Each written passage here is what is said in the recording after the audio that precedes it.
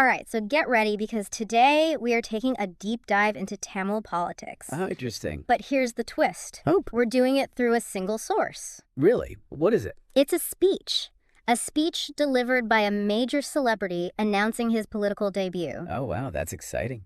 It's not every day you see that. Exactly. And we're going to translate and dissect the whole thing for you. Sounds fascinating. I think what makes this especially interesting is this isn't just some, celebrity dipping their toes into politics. Yeah. This is a full-fledged party launch Wow. with a detailed platform. Wait, this is serious then? Yeah, think MGR Right. or NTR, Right. actors who made that leap to becoming, beloved political leaders. Right. So he really leans into the drama of this whole transition, Oh, I bet. He compares his emotions to the pure joy Wow. that a mother feels when her baby first says, Amma. Okay. And he even talks about, a baby fearlessly playing with a snake. What's he getting at there? Well, he's drawing this really powerful parallel. He's saying he's stepping into what he sees as the snake pit of politics, but he's doing it with this childlike innocence I see. and courage, blending seriousness with a sense of, joy. Yeah, And this really sets him apart from your typical kind of firebrand politician. definitely. It's a different approach. Right. He even kind of pokes fun at those who deliver those long, statistic-heavy speeches. Oh, yeah. He's like, nope, I'm going for clear, concise communication. So he's trying to connect directly with the people. Exactly. He's all about practical solutions to everyday problems, not abstract theories. Got it. He even uses that classic, teach a man to fish analogy when discussing policy. Ah, classic for a reason. It works. It does, and it really underscores his message of self-reliance and empowerment. Yeah, I'm picking up on that theme too. Yeah, he's not about handouts. Right. He wants to equip people to solve their own problems. Okay, I like that. And speaking of strategy, let's talk about his party, the Tamil Nadu Victory Party, or TVK. TVK. Even the name is carefully crafted. I was just thinking that. What's the thinking there? Well, Tamil Nadu obviously signals his regional focus. Right. Victory projects ambition and success. Makes sense. And party emphasizes it's a collective movement, Mm. not a one-man show. So it's not just about him. Exactly. And they've even put a lot of thought into the party flag. Oh, interesting. Tell me about it. So maroon Okay. for control and responsibility, Hmm. and then yellow for optimism and energy. Interesting choices. Yeah, and the imagery is pretty cool too. Okay, what do they go with? Twin war elephants Wow. to symbolize strength and strategy, Powerful imagery. and then a vagai flower I see. to represent victory, Of course. and 28 stars. 28 stars. Yeah, symbolizing constellations and aspirations. I see. So they really thought this through. They did, and here's where things get really intriguing. Right. Lay it on me. He lists his party's ideological guides. Periyar, Kamarajar, Ambedkar, Okay, and Velu Nachiyar, and Anjalai Ammal. now that's an interesting mix. You've got social reform, political pragmatism, legal expertise, historical leadership, and very notably, women's empowerment. Exactly. The inclusion of Tiduwa female figures is incredibly rare in Indian politics. That is rare. What do you think that means? Well, it's a bold move for Yeah. sure, Yeah. and it suggests a real commitment to gender equality, Yeah, which, could strongly resonate with female voters. absolutely. Smart move. Now, he knows some might raise eyebrows about his choice of Periyar as an ideological guide. Oh, yeah. Periyar's views, especially on religion, can be controversial. That's putting it mildly. Yeah. So he navigates this very skillfully. How so? He states that while he respects Periyar's contributions to social justice, Mhm. he doesn't necessarily endorse all of his views. Okay, so some distance there. Right. And then he clarifies that his party respects everyone's religious beliefs. Okay, that's important. Yeah, he even quotes Anadurai's famous line, "One caste, one God." I see. So he's trying to position himself as a unifying figure, respectful of all faiths. Exactly. Which is crucial in a diverse country like India. Absolutely. And then what about his opponents? Who's he up against? Well, this is where things get a bit cryptic. Okay, I like cryptic. He doesn't name names, Interesting. but he paints a vivid picture. Okay, I'm intrigued. He talks about two types of threats, the visible and the hidden. I'm listening. Divisive forces, he says, are like a charging elephant, To charging elephant. a clear and present danger. I get it. But then corruption, he says that's a hidden threat. So more insidious. Exactly, like a virus infecting society. Okay, so one's in your face and the other's working behind the scenes. Right. And he says, while divisive forces are easy to spot and confront, Yeah. corruption is insidious, Like- often disguised behind, respectability. So tricky to deal with. Very tricky. And he doesn't name any specific opponents. Nope. And that's a calculated choice, I think. Why do you think that is? Well, it lets listeners fill in the blanks. I see. Make it personal. Right. Project their own perceptions. So it sparks debate and keeps people guessing. Exactly. But one thing he's very clear about is his ambition. What's that? He's aiming for the top job. Wow, so no messing around? Nope. He wants to lead Tamil Nadu and bring about real transformation. He's going big. Going big or going home. I bet some are skeptical about his ability to actually navigate the, complex world of politics. Yeah, for sure. He's not a politician. He's an actor. Right. So to address those doubts, Yeah. he uses a powerful analogy. He tells a story of a young boy who's suddenly thrust into a leadership role during a war. Oh, wow. High stakes. Right. And despite doubts from experienced advisors, the boy bravely leads his army to victory. The classic underdog story. Exactly. And it cleverly positions him as the young, inexperienced leader entering the political battlefield. I see. Ready to face off against the seasoned veterans. Right. And that's a message that often resonates with voters who, feel disillusioned with the status quo. For sure. For sure. So is he, regretting leaving his acting career behind? He actually talks about that. He was initially hesitant to enter politics. Makes sense. He was content with his acting career, the financial security it provided. Yeah, who wouldn't be? But he describes this growing sense of responsibility, I see. a desire to give back to the people who, made him successful. It's that classic giving back narrative. Right. And he was grappling with questions about, his purpose, his legacy. Those big questions. And he doesn't shy away from getting personal either. Oh, how so? He reflects on the loss of his sister. Oh. And the tragic death of Anitha. Who's Anitha? She was a young student who committed suicide after being denied a medical seat. Oh, that's awful. Yeah, despite her academic achievements. Oh, I remember that case. It was heartbreaking. It was. And I think sharing these personal stories, it humanizes him. For sure. Lets people connect on an emotional level. Exactly. Yeah. And it also reinforces his commitment to social justice. Right, and his determination to fight for the underprivileged. Yes. And then he does something really interesting with the label Kuthadi. Kuthadi. Remind me, what's that again? It's a term often used derogatorily to refer to actors. Oh, right. And he reclaims it as, a badge of honor. Really? That's bold. It is. He basically says a Kuthadi is someone who connects with the people, speaks truth to power, expresses the full range of human emotions. So he's turning it into a positive. Exactly. Just like MGR and NTR. Those legendary actors turned politicians. Yep.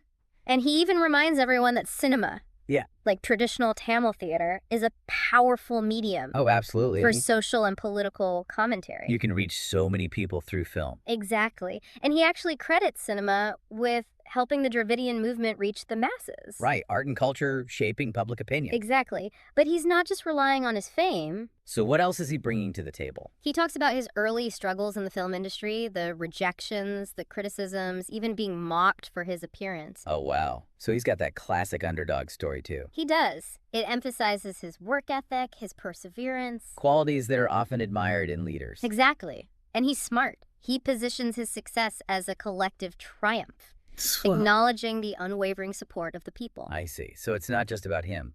Nope, it's a we thing. So it sounds like he's really thought about this transition. Yeah, he talks about his personal transformation from a carefree actor to a responsible man with a deep sense of purpose. It's that coming of age narrative, but on a political level. Yeah, I think that's a good way to put it. He's not just seeking fame and power. He's genuinely committed to serving the people. Okay, I'm buying it. And, there were people who warned him about the treacherous nature of politics. Oh, I bet. He compares it to a dangerous ocean filled with giant crocodiles. Yeah, politics can be a blood sport. No kidding. But he seems undeterred. Absolutely. He's committed and believes that with the people's support, he can overcome any challenge. He's got to have that belief. Right. It's all about hope and resilience, that a brighter future is possible with him at the helm. Makes sense. So now he lays out his vision for Tamil Nadu. Okay, let's hear it. And it's all about practical solutions for everyday problems. Give me the highlights. Housing, food, and jobs. He's arguing that everyone deserves a decent life and the opportunity to earn a livelihood. Those are the basics. They are, but they're often overlooked. True. So how's he going to tackle these big issues? We'll dive into those details in part 2 of this deep dive. I can't wait. Okay, so practical solutions. Yeah, he really dives into the nitty-gritty. Oh, give me the details. Well, right off the bat, he stresses the need for a dedicated department. Oh, interesting. Focused on the safety and well-being of women, Okay. children, and senior citizens. Interesting. A whole department for that. Yeah, going beyond just lip service to Wow. vulnerable populations. Right. To create a department specifically to address their needs. Okay, so what else is he thinking? Then he talks about equal access to education and healthcare. Okay, for Everyone. Right, regardless of their background. Yeah, exactly. Okay. And get this. What? He even calls for making clean drinking water a fundamental right for all citizens. Oh, wow. That's pretty significant. It is. It underscores the idea that access to clean water is essential for, human dignity and well-being. Right. Yeah. So are there any other big ideas? He's got plenty. He advocates for a system of proportional representation. Proportional representation. In politics and economics. Oh, that's interesting. He argues it's essential for a balanced and just society. I mean, that's a pretty complex idea. It is, but in essence, he's talking about ensuring that political representation and economic opportunities are distributed fairly Yeah. among different groups. Okay, so addressing inequality. Yeah, and historical inequalities in particular. Makes sense. Yeah. Is he proposing any specific ways to do that? Well, he throws out a pretty radical idea. I feel like radical. Conducting a caste-based census. Well, okay. That's a hot button issue. It is. He's saying it's necessary to gather accurate data on socioeconomic conditions Okay. and then formulate effective policies. So, to address inequality. Right. But that's going to be controversial. Oh, absolutely. Some will say collecting caste-based data reinforces divisions. Yeah, and others will say it's the only way to really understand the problem. Exactly. It'll be interesting to see how this plays out. No kidding. So what else is he proposing? Well, then he drops what he calls a political bombshell. Oh. Lay it on me. His party will be deeply embedded in communities. Okay. Engaging with people on a personal level. I was going grassroots. Yeah, to understand their needs and work collaboratively on solutions. That's a big shift from the usual top-down approach. It is. He's all about building those relationships. Right, fostering a sense of ownership. Exactly. So, is he confident about winning? He's got to be, right? Oh, yeah. He projects confidence in securing a single party majority. Wow. Single party. Yep. Citing, the overwhelming support he expects from the people. Well, that's a bold prediction. It is, given the complexities of Tamil Nadu politics. No kidding. But I guess he's banking on his popularity. Yeah, and the appeal of his message. Okay, so let's say he wins. What then? Well, even if his party wins majority, Yeah. he's open to working with other parties. Oh, interesting. So he's not ruling out coalitions? Not if they share his vision for Tamil Nadu. Okay, so there's some flexibility there? There is. It's about striking a balance. Right. Staying true to his principles? Yeah, but also being pragmatic enough Right. to navigate the realities of politics. Okay, so principles and the pragmatism. Exactly. What about power sharing? How does he feel about that? Well, and this is what really sets him apart. Okay, tell me. He pledges to share power with those who join his movement. Oh, wow. That's different. Right. It's all about collaboration. Yeah, and inclusivity. Not that winner takes all mentality. Right, which often dominates politics. Yeah. He's saying diverse perspectives Yeah. can lead to better decision making. Okay, so like a team effort. Exactly. Yeah. So let's talk branding. Okay, branding. I'm all ears. The name Tamil Nadu Victory Party. Right, TVK. He breaks it down. What's the thinking? Each word embodies their identity and their goals. Okay, I like that. It's all about constructing a brand. It's politics 101. It is, Yeah. especially for a newcomer Right. trying to establish a clear identity. Okay, makes sense. So the colors of the flag. Oh, right. Tell me about the colors. Maroon. Okay, maroon. Yellow. Maroon and yellow. Interesting combo. It is. Maroon, he says, symbolizes control, Control. responsibility, Right. and a thoughtful approach to governance. Oh. While yellow represents What's yellow? optimism, energy, I like that. and progress. So balance and dynamism. Right. Now, the imagery. There's the imagery. We were talking about that earlier, right? Yeah. twin war elephants, a Vijay flower, Okay. and 28 stars. Okay, remind me again, what did those represent? What are the elephants? Yeah. Strength, Okay. wisdom, Okay. and strategic thinking. So playing on that cultural reverence in Tamil Nadu. Exactly. The Vijay flower, Yeah. often associated with triumph in Tamil literature, Oh, okay. symbolizes victory and achievement. Makes sense. And those 28 stars, representing constellations, The- embody the party's broad vision, encompassing all segments of society. Right. So reaching for the stars. Literally. Okay, now for the ideological bedrock of this movement. All right, let's get into it. He lists 5 key figures who serve as, like, guiding lights. Okay, I remember we talked about them before. Who are they again? Periyar, Kamarajar, Ambedkar, Velu Nachiyar, and Anjalai Ammal. Wow, that's a pretty diverse lineup.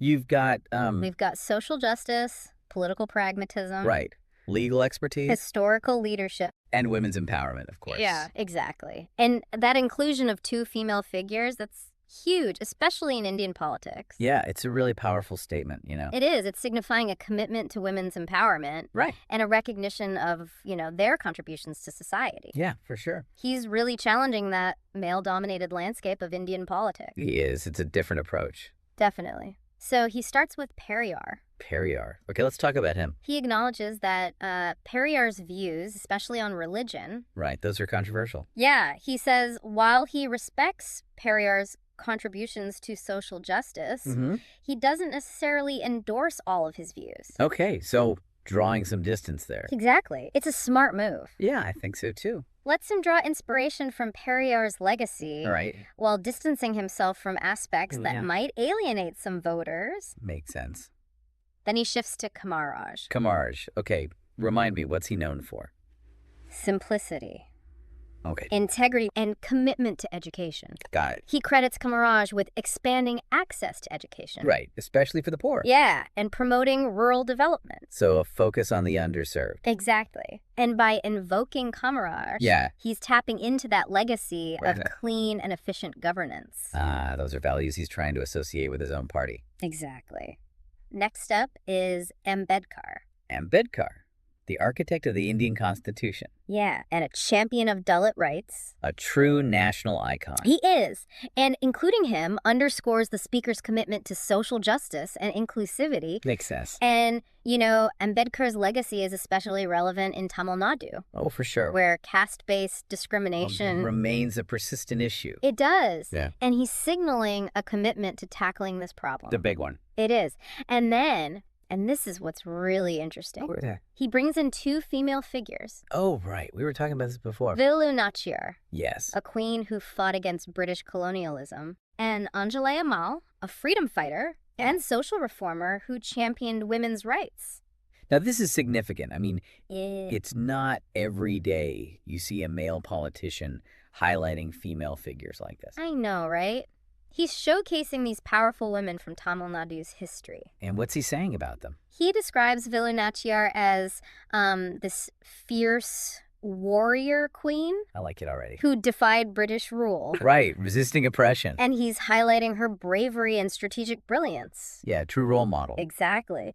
And then he speaks about Anjalai Ammal, praising her unwavering commitment To what? to social justice and her work to uplift the marginalized. Makes sense. And he recounts her participation in the freedom struggle even while pregnant. Oh, wow. And then her continued activism after independence. So just a life dedicated to these causes. Absolutely. Anjalai Ammal represents selfless service and Yeah. dedication to Right. social causes. Okay. So what about Periyar? He mentioned him earlier, too. He circles back to Periyar, Okay. this time focusing on aspects of his ideology that align with his own vision for Tamil Nadu. Okay, like what? Well, women's empowerment, Right. education, Okay. a critique of caste-based discrimination, Yeah. and rational thinking. So he's picking and choosing. He is. He's choosing elements of Periyar's thought that resonate with contemporary concerns. Yeah, things that have broad appeal. Exactly. And it's a strategic way to Clever. connect his platform. This influential social reform movement. Right. And he's clear his party is committed to carrying forward Periyar's legacy of social justice. A legacy that's still very much alive. Yeah. Working towards a society where, everyone has equal opportunities, A worthy goal. regardless of gender, caste, or religion. Right. And he addresses a common misconception about Periyar. What's that? You know, while he was critical of organized religion, Right. he wasn't against individual faith or belief. Okay, so he's making that distinction. He is. And he reiterates his party's commitment to religious harmony. Again, a smart move in a diverse country like India. Exactly. They respect all faiths and will protect everyone's rights. All right, sounds fair. So then he turns to Kamarajar's legacy of educational reform. Right? And rural development. Okay. And he praises Kamarajar's efforts to expand access to education. Yeah. Arguing that it's the key. To what? To social mobility and empowerment. Yeah, if you can't get an education, you're stuck. Exactly. And this emphasis on education aligns with his earlier statements about creating a more equitable society. I see. It all ties together. It does. It suggests a focus on investing in human capital and providing opportunities for everyone to reach their full potential. Makes sense. He also highlights Kamarajar's work in rural development. Right, which is often neglected. It is. Improving infrastructure, creating jobs, enhancing the quality of life in villages. So not just focusing on the cities. Right. It's an important point because rural areas are often overlooked. They are. In favor of urban development. Yeah, that happens all the time. And by emphasizing rural development, he's showing a commitment to addressing the needs of, a large segment of the population. Right, who are often left behind. Exactly. Moving on to Ambedkar. Okay. He focuses on his contributions to social justice and his fight for Dalit rights. A fight that's still ongoing. Unfortunately. Yeah. So what's he saying about Ambedkar?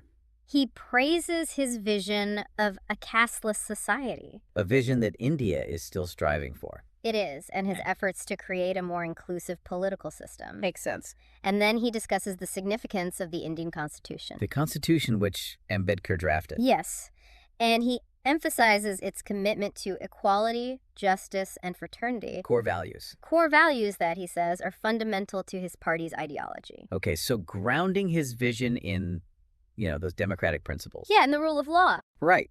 It's a good way to connect to those broader ideals. It is. He's reminding everyone that his vision for Tamil Nadu is rooted in, the principles that India was founded on. Powerful stuff. Now, back to Velu Nachiyar. The warrior queen. Yeah. Highlighting, again, her courage, military skill, strategic thinking. She's a fascinating figure. She is, and he recounts her resistance against British forces. Right, a symbol of defiance. Yeah, emphasizing her role as a symbol of Tamil pride and resistance. It's a good way to tap into that Tamil nationalism. Right. And then he talks about Anjalai Ammal. Okay, Anjalai Ammal. Praising her commitment to social justice and her work to uplift the marginalized. Right, she was a tireless advocate. She was. He talks about her participation in the freedom struggle. Yeah. Her imprisonment and her continued activism after independence. She never stopped fighting. No, she didn't. And he emphasizes that she was not just a freedom fighter. Oh, there's more? Yeah. She was a social reformer, dedicated to improving the lives of women, the poor, and the oppressed. So a true champion of the people. She was. So he wraps up this section by reaffirming his party's commitment to upholding the legacies of these 5 extraordinary individuals. It's a good way to connect his platform to this rich history. It is. He's saying their ideals will guide his party's actions and policies, serving as a reminder of their vision for a better Tamil Nadu. So he's really grounding his movement in this tradition of, social reform and political activism. Absolutely. He's drawing inspiration and legitimacy from these figures. Yeah. It's a strategic way to, connect his vision with this long history of, striving for a better future. For the people of Tamil Nadu. Exactly. She's done his homework for sure. He has. He's carefully choosing figures that resonate with his vision. Yeah, and drawing inspiration from their legacies. It's smart. What strikes me is how he weaves together these diverse figures into a coherent narrative. It is a good narrative. It speaks to his political acumen, I think. I think so too. And his ability to craft a message that resonates with a wide range of voters. And it's a message that appeals to, their aspirations for social justice, economic progress, and cultural pride. Absolutely. But, the big question is, can he actually deliver? That's the million-dollar question. We'll see. Can't wait to find out. So in the final part of his speech, he tackles the attacks he's facing. Well, this should be good. And outlines his core political strategy. I'm all ears. Okay, so remember how we were talking about those attacks he's facing? Yeah, he's getting some heat. Well, he dives right into that. Okay. Specifically addresses those who question his motives. Makes sense. I mean, he is coming from outside the political world. Right, and they're accusing him of being, like, afraid. Afraid? Of what? Of directly naming his opponents. So he's not calling anyone out specifically. Yeah. Nope, and some are saying, well, he lacks the courage to confront them. That's a bold accusation. It is, but he turns it around. How's he do that? He says his silence isn't weakness or fear.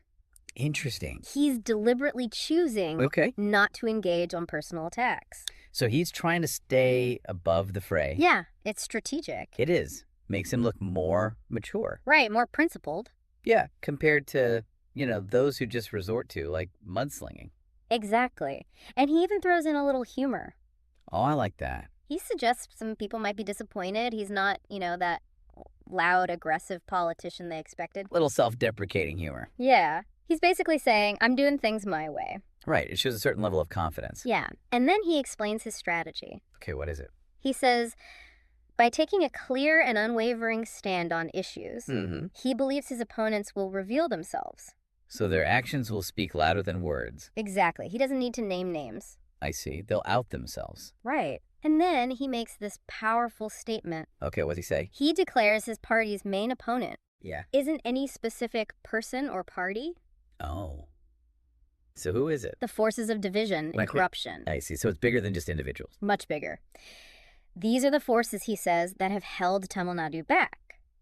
So it's a systemic problem. Exactly. And he specifically calls out those who exploit social divisions for political gain. Right. Those playing on people's fears and prejudices. He labels them the ideological enemy. Strong words. They are. And he accuses them of, using fear, prejudice, hatred. Right. To divide communities and weaken the fabric of society. So a pretty clear condemnation of divisive politics. Yeah, it aligns with his earlier emphasis on unity and harmony. Right. He's basically saying these forces are the biggest roadblock to a better Tamil Nadu. And then he turns his attention to corruption. Corruption, always a big issue. Yeah, he describes it as a cancer that has infected the political system. Okay, so what's his plan to deal with it? Well, he accuses a family-centric group. A family-centric group? Who could he be talking about? Of exploiting Periyar and Anna's legacy for personal gain. I think I know who he's talking about. While neglecting the people's needs. Right. So a direct attack on his political rivals. Yeah, accusing them of hypocrisy and betrayal. It's a bold move. It is. But he's not just criticizing, he's also offering solutions. Okay, listening. He reiterates his commitment to fighting corruption. Right. And establishing a clean, accountable government. Which is what everyone wants, right? In theory. Right, of course. So this is a message that's likely to resonate. Yeah, with those who feel like the current system is broken. Exactly. They're tired of the corruption. And feel like those in power are just lining their own pockets. Right. So then he gets into this interesting discussion about Dravidianism. Dravidianism. And Tamil nationalism. Right. Two ideologies that are often, intertwined in Tamil Nadu politics. Yeah, and he's trying to, thread the needle here. I see. So walk me through it. He says he respects both ideologies, seeing them as, complementary. Right. Not contradictory. Okay. So Dravidianism, with its focus on social justice and equality. Yeah. And Tamil nationalism, with its emphasis on language and culture. Right. He's saying they're both essential for Tamil Nadu's progress. So bringing them together. Exactly. And then he lays out his party's core ideological principles. Okay, hit me with them. Democracy, social justice, fraternity, equality, religious harmony, makes sense. Women's education, and empowerment. Okay. Rational thinking, state autonomy. So more power to the states. Yeah. A 2-language policy. Interesting. Environmental protection. Okay. Climate conscious development. It's covering all the bases here. He is.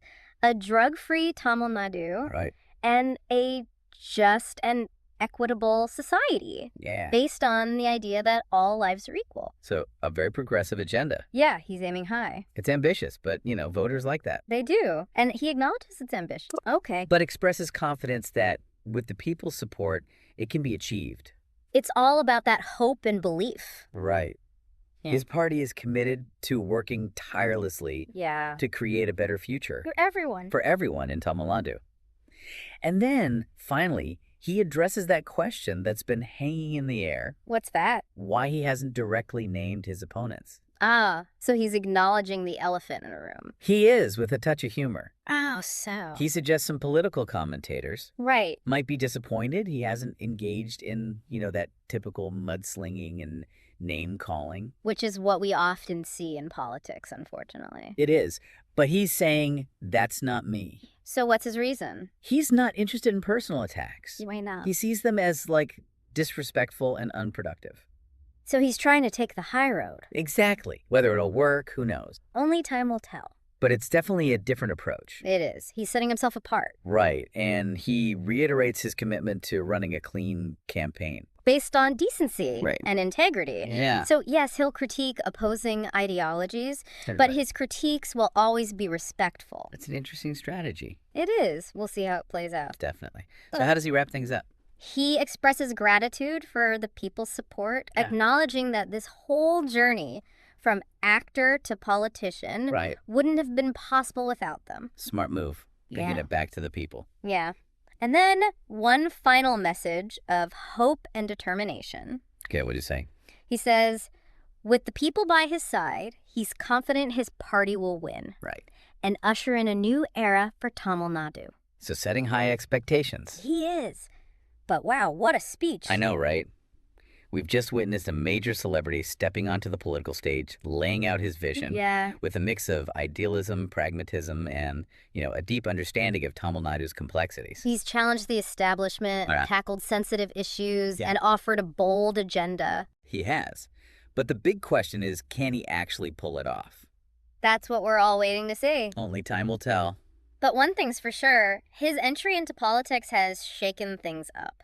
Definitely. Tamil Nadu politics will never be the same. And we'll be here to break it all down for you. Absolutely, providing all the context and insights. So you can understand this fascinating political landscape. This has been quite a journey. It has. From the excitement of a celebrity entering politics to, the nitty-gritty of his platform and his strategies. His challenges. Politics is rarely simple. No, it's not a game for the faint of heart. It's a complex web of personalities and ideologies playing out against this backdrop of, history and social forces. Okay, and we'll be here every step of the way to guide you through it all. So until next time, keep diving deep. We'll see you then.